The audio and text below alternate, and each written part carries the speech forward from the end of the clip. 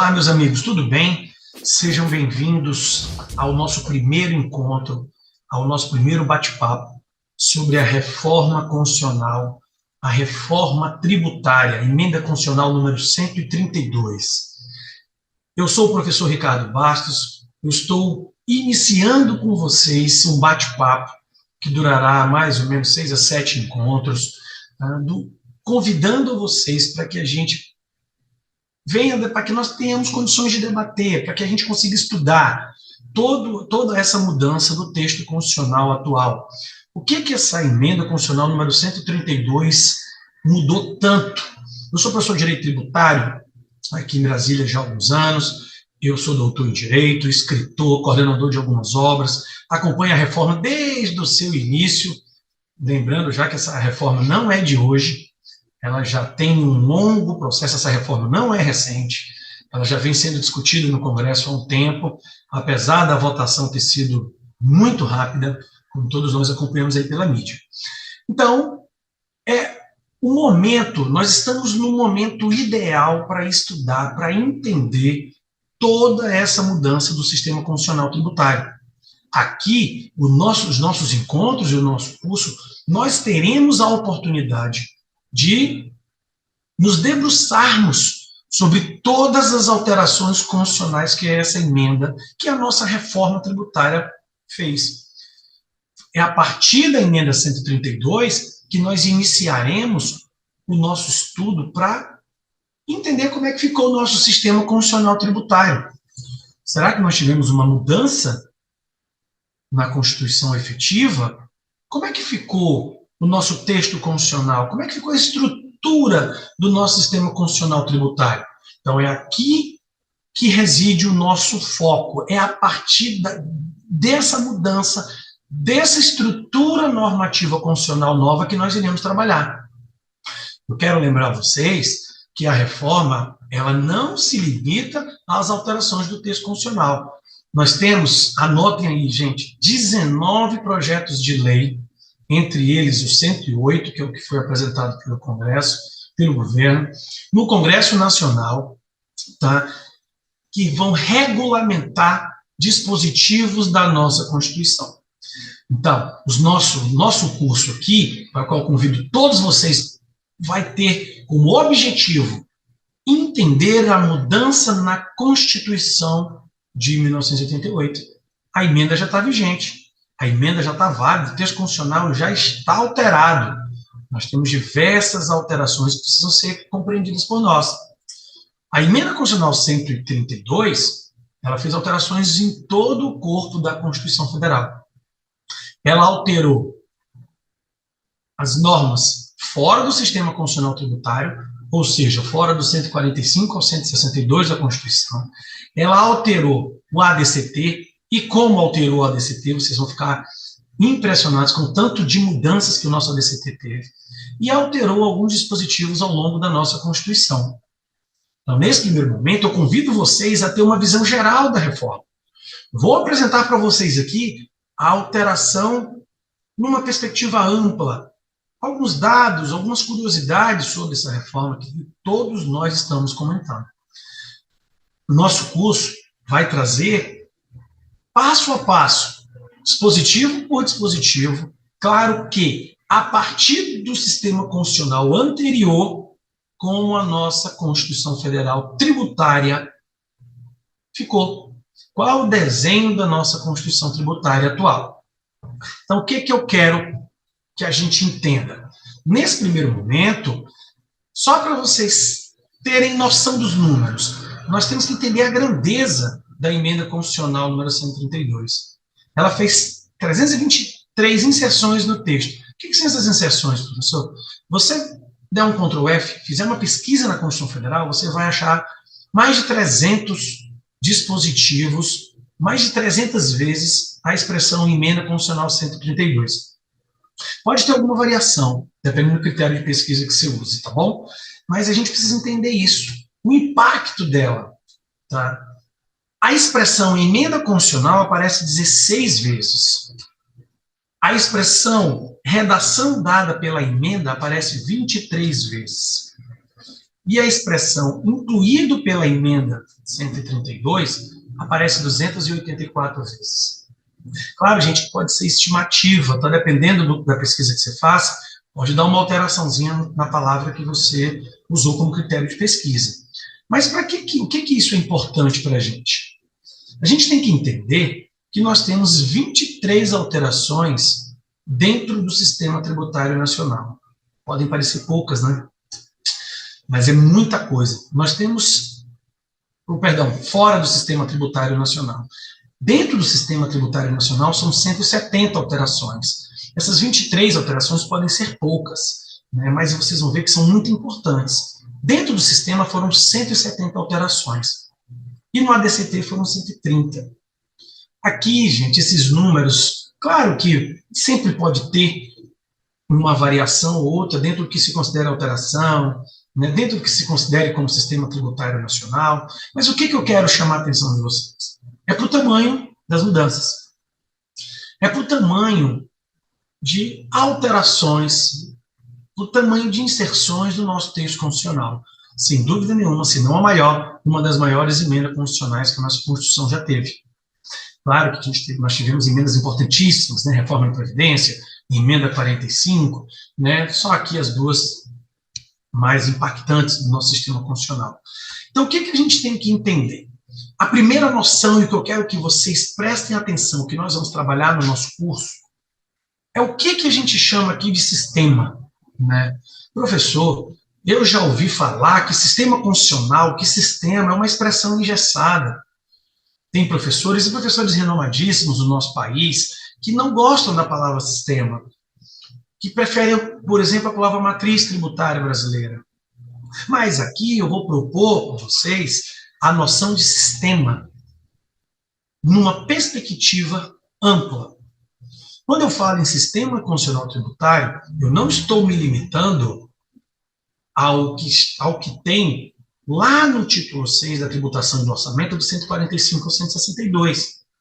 Eu estou falando e estou me referindo a todas as normas constitucionais tributárias que estão ao longo da Constituição. Então, muitos professores, muitos autores entendem e acreditam que a nossa Constituição tributária ela está limitada do 145 ao 162. E aqui eu já quero chamar vocês para que se atentem que o nosso sistema constitucional tributário é muito maior que isso. Na perspectiva das normas constitucionais, eu não tenho somente essa noção de sistema do 145 ao 162 aqui do título 6. Eu tenho normas constitucionais tributárias espalhadas na Constituição inteira. Várias normas de imunidade no artigo 5º, no 184, na ordem econômica. As próprias contribuições estão lá no 195. Então, a primeira noção nossa é entender sistema como algo mais amplo. Eu não posso nem entender sistema como algo estrito, nem entender sistema como algo estático. O sistema ele tem a perspectiva estática, sim, mas a gente precisa, principalmente para entender a reforma, entender sistema na perspectiva dinâmica, porque eu tenho várias regras de transição. Nós vamos ver, no final do nosso curso, diversas regras de transição que farão a migração do sistema constitucional que nós temos vigente para o sistema constitucional que se avizinha, tá? Que já é a nossa realidade. Tá? Isso, lembrando, dentro da nossa perspectiva das normas constitucionais. Nós não aprofundaremos aqui os 18, 19 projetos de lei em tramitação no Congresso que vão regulamentar a reforma, até porque são apenas projetos de lei. Bom, mas eu vou, no final do curso, fazer um desenho de todos esses projetos com vocês. Nós vamos, ao final, na nossa última aula, e aí as aulas eu quero chamar a atenção para vocês, nossas aulas serão ao vivo, para que vocês interajam comigo. Nós vamos transmitir lá ao vivo. Então, entrem, venham para o nosso curso para que a gente consiga debater. Professor, eu tenho muitas dúvidas, eu vou conseguir te perguntar? Claro. Eu vou estar aqui para atender as dúvidas de vocês. Ainda que a gente tenha um conteúdo, mas o curso é de atualização. É para que todo mundo saia daqui dominando a reforma tributária na sua perspectiva constitucional. E para que a gente se prepare, né? A gente precisa se preparar para as alterações legislativas, que é isso que vai dar efetividade a tudo que o legislador, que o constituinte fez. Qual é a estrutura do nosso sistema tributário atual? Nós temos princípios, nós temos as limitações ao poder de tributar, nós temos os impostos da União, nós temos os impostos dos estados e do Distrito Federal, nós temos os impostos dos municípios, nós temos diversos, e nós temos a repartição de receita. Nós temos diversos tópicos, tá, que mostram para a gente, tá, que deixam bem claro para a gente como que nós temos que compreender a noção de sistema. Para que a gente entenda isso, é importantíssimo entender como é que nós vamos trabalhar isso, e nós vamos trabalhar isso juntos. Vocês ao vivo, não serão aulas em sequência, nós teremos aulas espaçadas aí para que nós consigamos se organizar.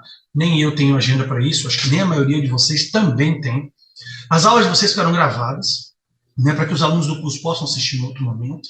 A pessoa tive que sair, tive que me ausentar, vou conseguir assistir, vai. Tá? E nós vamos fazer essa interação, porque ela é importante para a gente. Vocês vão ver, e nós temos que entender que muita coisa está sendo construída. Nós estamos participando, é o que eu falo para os meus alunos aqui, tanto alunos de pós-graduação como alunos da graduação. Nós estamos construindo o direito tributário constitucional vigente. Tá? O nosso sistema constitucional tributário está no momento de sua construção. E nós temos que debater. Nós teremos assuntos aqui que não serão consenso entre nós. E a gente precisa entender o que a gente vem. O que nós temos. Só para vocês entenderem, olha aqui, acompanha comigo essa linha do tempo da reforma tributária. Gente, a PEC 45, ela vem em 2019.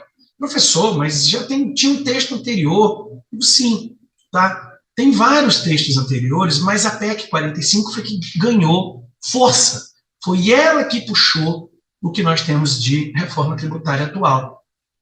No mesmo ano, eu tenho o primeiro parecer na CCJ dando ok para a PEC. Tá? Então, aqui a reforma começa a ganhar efetividade.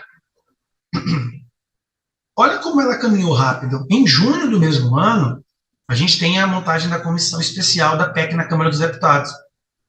Então, aqui ela começa a acontecer de verdade. Tá? Em julho, essa PEC vai para o Senado. Ela é lida no Senado. Para que... Né, e ela começa a ganhar corpo. Tá? Eu crio a comissão mista da reforma em março de 2020. Né? Eu tenho essa comissão que vai debater no nosso Congresso o texto da reforma constitucional.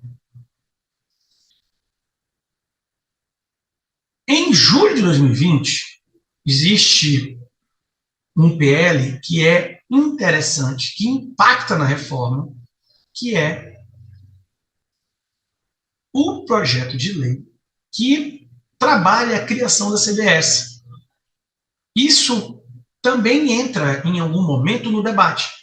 Em algum momento, eu tenho alterações na emenda oriundas das discussões desse projeto.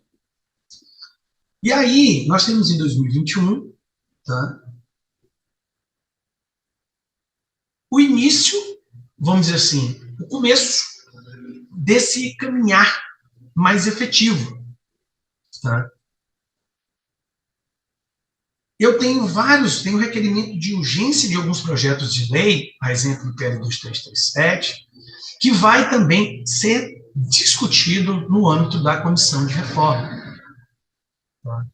E esse impacto é aprovado, esses projetos são aprovados e vão trazer, tá, impacto no texto da emenda 132.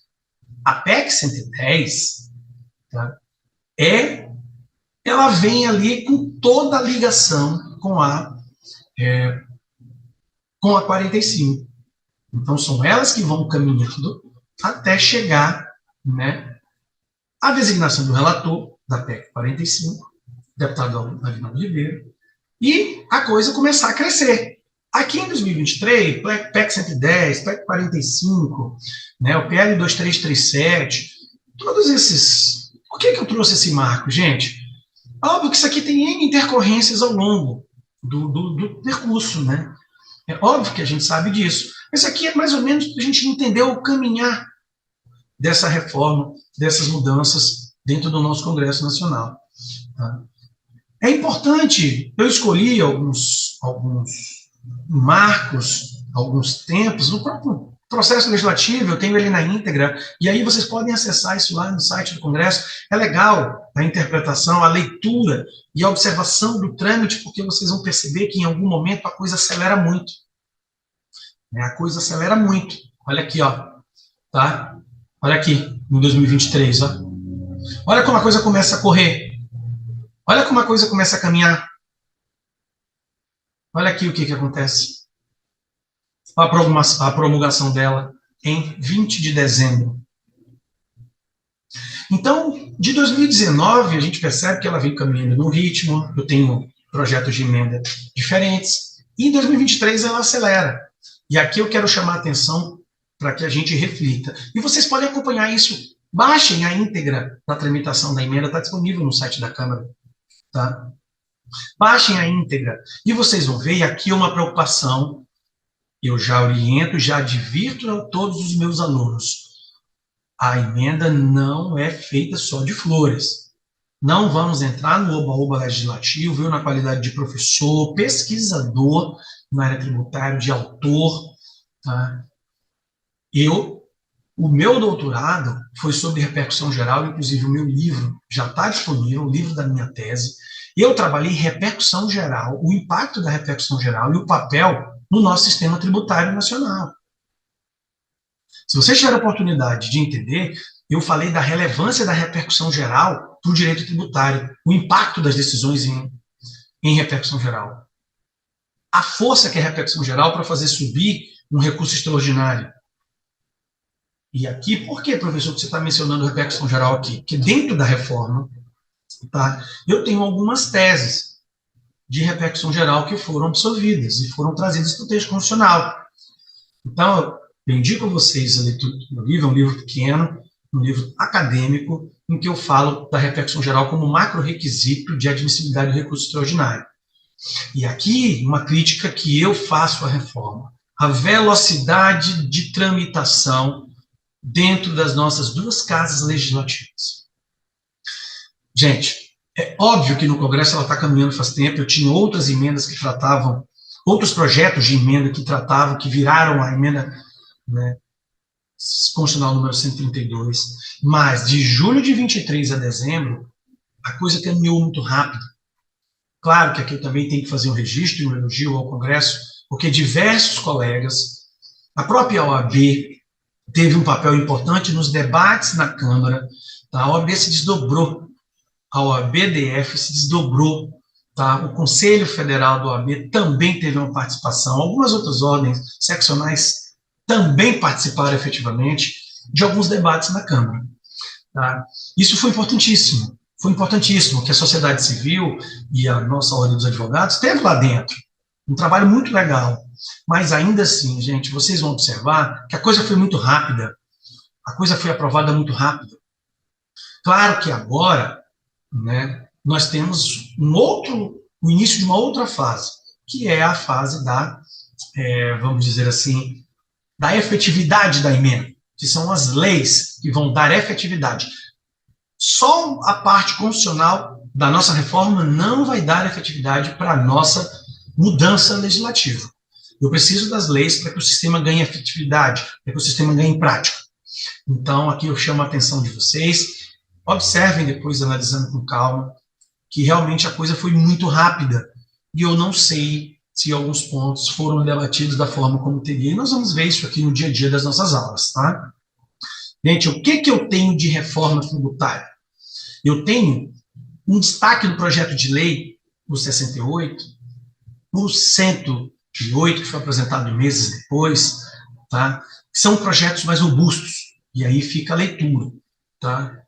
Fica a dica de leitura, a gente precisa acompanhar, inclusive acompanhar a tramitação disso. Já veio o substitutivo, tá? Toda a estruturação do CDS, da CBS, do IBS, do comitê gestor, do próprio processo administrativo perante o comitê gestor, tá nesses projetos de lei que estão em tramitação lá. E no final do nosso curso eu vou listar todos para vocês e até disponibilizar o texto para quem tiver interesse. Porque eu vou abrir um canal de comunicação com os meus alunos direto, né? Vou dar meu e-mail pessoal para vocês para que a gente discuta isso. E o importante, para que nós tenhamos condições de, no nosso curso, produzir um material oriundo das nossas aulas. E aqui eu quero chamar a atenção para vocês que a nossa ideia é inserir os debates, inserir vocês no debate e também no mundo acadêmico. Aqueles que se interessarem vão ter a oportunidade de criar um livro. Nós vamos produzir um livro fruto de temas relacionados à reforma. Exatamente para que a gente, dentro dessa linha do tempo que vocês estão vendo aí, a gente possa debater de forma mais maturada alguns assuntos.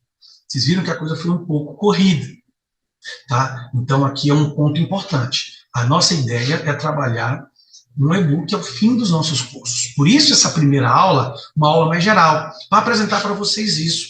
É importante que a gente escreva sobre reforma, é importante que a gente debata sobre a reforma, tá bom? E eu convido vocês a que a gente faça isso nas nossas aulas, nas aulas do curso em si, junto da Verbo. A Verbo está trazendo um curso profundo, tá? E, gente, daquilo que já tem efetivamente sido feito, tá? A gente está trabalhando a mudança na Constituição Federal. E o que a gente tem de principais alterações? Lembrando que aqui é só uma visão geral, é só uma passagem geral do tema, tá? A gente tem alguns tributos que foram unificados, né? Eu tenho o surgimento do IBS, eu tenho o surgimento da CBS, tá? Nós vamos ver que o IOF, ali, em alguma medida, ele vai sumir também, né? Nós temos o surgimento do imposto seletivo, tá? Nós temos o surgimento do imposto seletivo. Nós temos o que mais? A figura do cashback, né? O cashback, nós sabemos, a maioria de nós sabemos, mas para quem está iniciando o estudo, o cashback nada mais é do que devolver o dinheiro. Foi uma ideia muito interessante, com base em alguns modelos já existentes no Brasil, de diminuir as isenções, de acabar com algumas isenções, tá? E fazer justiça fiscal e justiça tributária, devolvendo ao contribuinte de baixa renda, tá, aquilo que ele pagou a título de imposto, em alguns produtos que serão trabalhados com a noção de cesta básica. Então, o cashback vai substituir as isenções que alguns produtos têm. Qual foi a ideia por trás disso? Eu não tenho muita isonomia quando eu dou uma isenção no país inteiro. O fulano que ganha 10 mil reais por mês vai comprar determinados produtos e recebe a mesma isenção do cicrano que ganha R$ 1.000, R$ 1.400 por mês.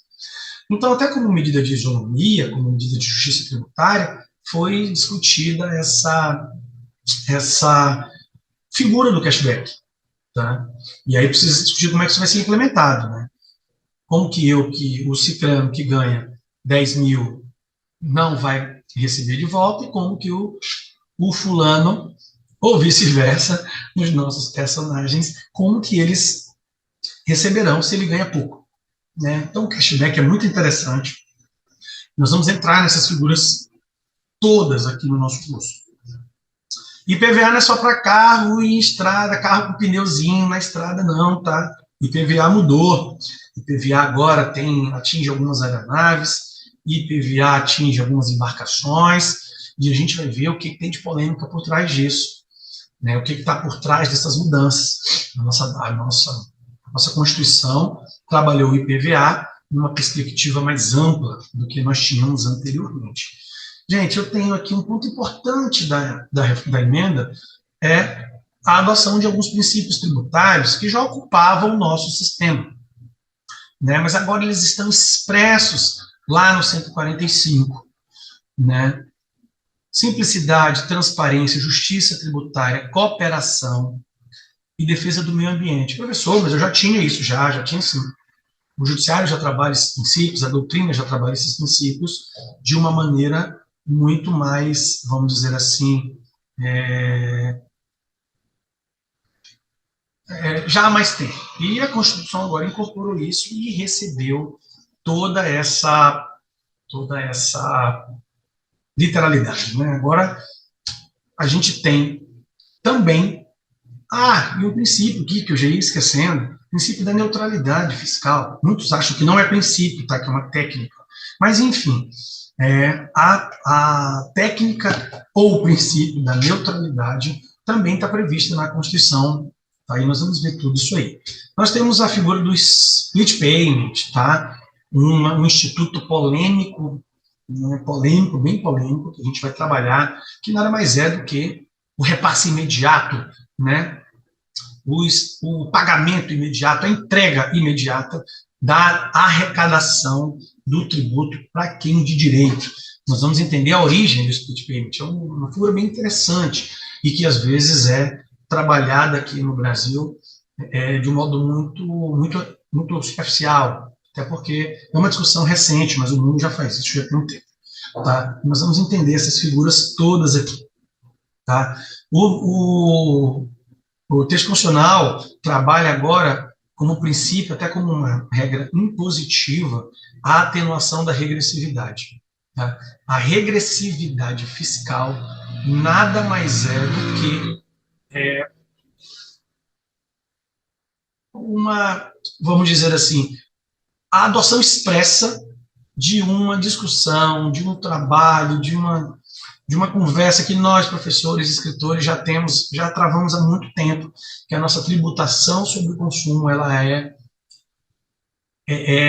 muito regressiva, ela não faz justiça fiscal da forma correta, e é uma ideia que veio trabalhar na emenda constitucional 132 de forma expressa, para que o sistema seja menos regressivo.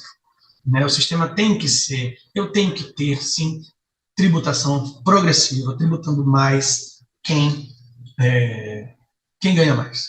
Né? E a tributação sobre o consumo ela tem alguns pontos críticos que dificultam isso. Por isso, a ideia da reforma, a ideia macro da reforma é trabalhar nossa tributação sobre o consumo. Eu vou ter uma uniformização da legislação, nós sabemos que o ICMS tem lei para todo gosto, regulamentos complexos, enormes no Brasil inteiro. Nós vamos ter a unificação da legislação, algumas leis ainda surgirão, é óbvio que eu vou ter IBS e CBS aí fazendo seu trabalho, cada um na sua medida, mas eu vou ter menos legislações para trabalhar. Essa aí, e aqui eu quero chamar a atenção a vocês para que a gente discuta no dia das nossas aulas, para que a gente tenha cuidado, porque muito dessas facilidades que estão sendo vendidas, a uniformização vai facilitar, vai simplificar, mas não é bem assim. Nós temos regimes de transição que vão complicar bastante. Nós não temos alíquota ainda. Né? Ninguém fez a conta ainda de como essa tributação nova vai ficar. Eu vou trazer tudo isso para vocês. Eu preciso da alíquota. Eu preciso do quanto. Eu preciso saber o que vai ser tributado e quanto vai ser tributado. E a gente vai trabalhar tudo isso, tá? Simplificou o sistema. Gente, outra crítica, numa certa medida, nós vamos ver que eu tenho a previsão de criação do comitê gestor, nós vamos ver que eu tenho a previsão de um processo administrativo fiscal específico dentro desse comitê gestor, tá? Isso tudo, eu na qualidade de professor de processo tributário, eu falo para os meus alunos que a gente precisa ficar atento, porque vai ser uma ampliação do processo administrativo fiscal, nós vamos entrar em todos esses detalhes, e eu vou fazer um comparativo do que a gente tem com o que a gente vai ter, tá? Para que a gente entenda como essa estrutura desse comitê gestor, né, vai se apresentar. Será que realmente simplificou? Será que eu tenho uma facilitação da compreensão disso, com ampliação do regime fiscal, do processo administrativo fiscal? Vamos lá, vamos discutir tudo isso. Eu tenho essa questão da competência compartilhada, que é uma discussão interessante, mais do ponto de vista constitucional, porque nós teremos o IBS, o imposto seletivo aí, de uma forma bem legal, que vai tramitar aí a competência e vai influenciar na competência de todos os entes federativos, tá? Aí o comitê gestor, que eu já falei para vocês, a gente precisa entender esse comitê gestor, é um órgão grande, tá? É um órgão interessante, é um órgão que tem uma estrutura própria, a gente vai entender essa estrutura, tem competências específicas. Professor, mas e o CARF? E o CARF? O CARF tem um papel relevantíssimo, mas o CARF vai ganhar um outro órgão, pelo menos, é a ideia que é o que se tem, né, a estrutura atual é essa, que vai julgar um processo administrativo específico. E nós vamos entender qual é e em que situações eu terei esse processo novo, né, dentro do comitê gestor. Uma coisa muito legal, aqui mais para os meus alunos de direito financeiro, eu não sou professor de direito financeiro, apesar de estudar um pouco, tenho grandes amigos aqui em Brasília que são professores renomadíssimos de direito financeiro e orçamentário, mas para os meus alunos que gostam de direito financeiro. É muito interessante a previsão constitucional agora do que nós chamamos de estimativa de impacto. Os projetos de lei que vão aumentar ou reduzir a arrecadação, eles terão eles precisarão fazer um estudo de impacto daquilo que a gente vai ter como carga tributária. Eu preciso fazer um estudo técnico, uma análise técnica, tá, daquilo que a gente tem como, vamos dizer assim, mudanças na arrecadação, seja para lá, para mais, ou seja para menos. Então, é importante que a gente saiba, é importante que a gente entenda que isso tudo é planejamento. Tá? Isso é uma coisa legal. Né? Esperamos que funcione bem, esperamos que a coisa seja bem desenhada. Então, o que mais que nós temos aqui? Tá? Nós temos aqui, desculpa aqui a confusão, tá? O comitê gestor de novo, já está repetido, a gente já tratou sobre isso. O que a gente vai ter de tributo extinto? Tá? Nós temos a extinção do PIS, do COFINS, tá? Do ICMS, do ISS e do IOF, tá? Do IOF, no caso de operações de seguro. Gente, aqui eu quero chamar a atenção para a gente refletir. Até pouco tempo, nós, professores, nós éramos muito céticos no que se referia à reforma, por conta do peso e do impacto que seria a extinção de um tributo extremamente complexo, discutido nos tribunais, que é o ICMS. Todos esses tributos, tá, que estão extintos agora, mas em especial o ICMS, nós sempre duvidamos e falamos com desconfiança da possibilidade de sua extinção. E a reforma fez. Tá? Então, o que está sendo discutido, que os estados estão se movimentando, e óbvio que estão com medo, é a perda de sua arrecadação. Será que vão perder muita arrecadação com isso? Tá? Será que vão perder? Será que nós teremos um impacto? Né? Os estados vão aceitar se houver essa perda? E claro que nós vamos ver também que existem várias formas, pela reforma, diversos fundos que vão trabalhar essa diminuição de arrecadação. Tá? Então, o ICMS e o ICMS eram tributos que representavam muito poder para os entes federativos respectivos, né, estados e municípios. E uma outra questão que a gente precisa trabalhar na reforma e já deixo a pergunta para vocês, será que essa reforma não aumentou o poder da União? Não aumentou? Essa centralização vai ser saudável do ponto de vista do Pacto Federativo?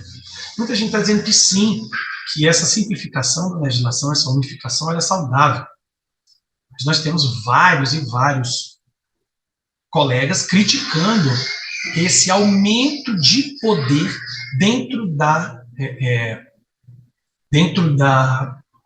Constituição que a União recebeu.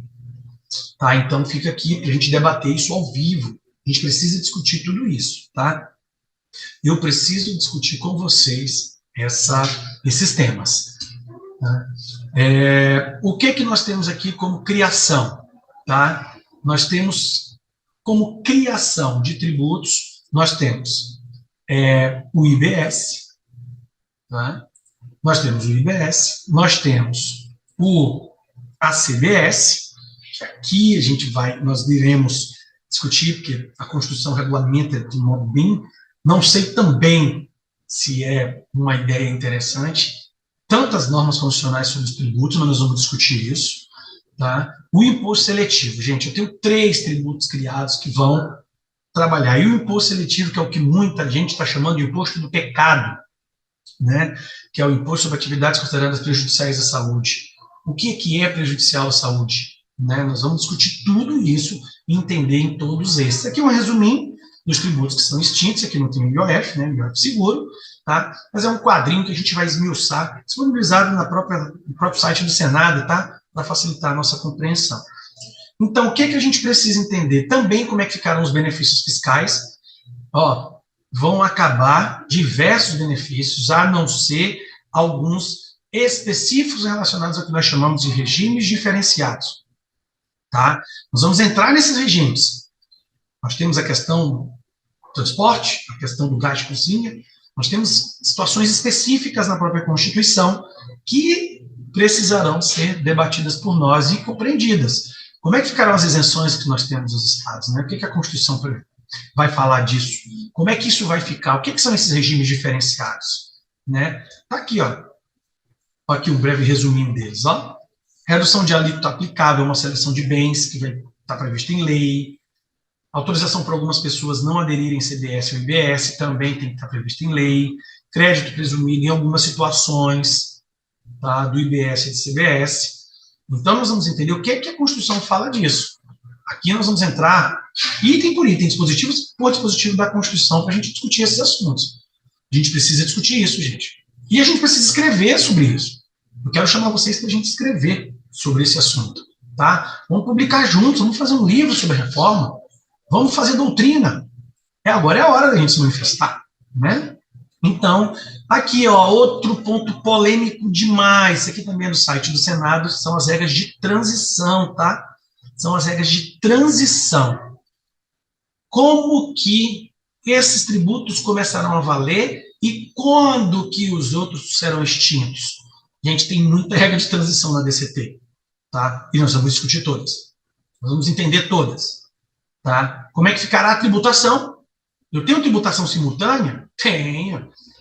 Será que vai aumentar minha carga tributária? Então, tudo isso a gente vai entender. As regras de transição são o ponto mais interessante da reforma, porque elas vão durar a vida inteira. Vocês vão ver que tem regra de transição de 50 anos na reforma. Tá? Vai ter muita coisa aí para a gente discutir. Tá? E é isso. E aqui eu encerro, né, deixando esse recado para vocês e fazendo esse convite. Matriculem-se, venham comigo. A partir de setembro, nós vamos divulgar o calendário com antecedência. Nós teremos de 1 a 2 encontros semanais, mais ou menos essa é a ideia. E vamos tratar da mudança constitucional provocada pela emenda constitucional 132. É esse o convite que eu faço a vocês, para que a gente discuta isso em aulas ao vivo. Professor, mas eu não posso assistir a aula, vai ficar gravada. Tá? E que, ao final disso, nós possamos produzir um e-book. Claro que aqueles que se interessarem, vamos publicar juntos. Gente, é o momento de nós deixarmos o nosso registro. E é um marketing importante para os advogados, para nós advogados. Eu sou advogado público, mas também atuo na iniciativa privada, sou escritor. É um marketing legal. E é legal deixar as nossas impressões sobre tanta mudança.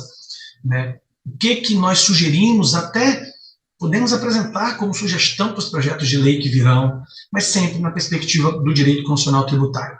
Muito obrigado a todos. Eu sou o professor Ricardo Bastos. Gente, eu adoro interagir com meus alunos. Me sigam no Instagram lá. Eu tenho uma páginazinha sobre direito constitucional tributário que está iniciando e eu quero encontrar com vocês aqui na Verba. Um forte abraço a todos e até breve, tá? Para a gente entender um pouquinho dessa emenda constitucional 132. Um abraço.